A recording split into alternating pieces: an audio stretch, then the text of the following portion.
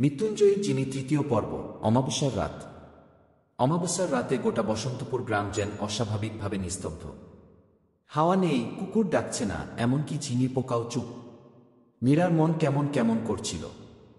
হঠাৎ দূরে কার যেন কান্নার শব্দ ভেসে এলো। ধীরে ধীরে সেই কান্না কাছে আসতে লাগল, যেন কেউ দরজার সামনে এসে দাঁড়িয়েছে। ঠিক তখনই লণ্ঠনের আলো দুলে উঠল। জানলার ফাঁক দিয়ে মীরা দেখতে পেল সেই বৃদ্ধা।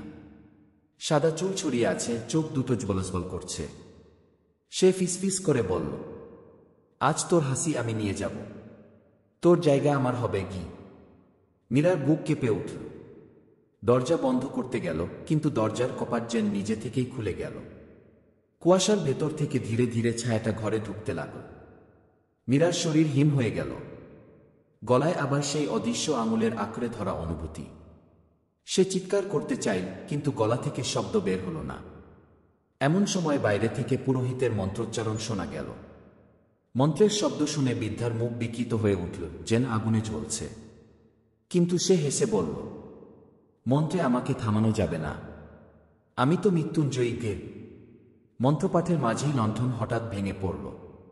চারপাশ অন্ধকারে ডুবে গেল। আর সেই অন্ধকারেই মিলিয়ে গেল মীরার শেষ চিৎকার। পরের দিন সকালে ঘর খোলা হলে দেখা গেল মীরার গলায় লাল ফোঁটা, চোখ ফাঁকা, আর ঠোঁটে অদ্ভুত এক হাসি।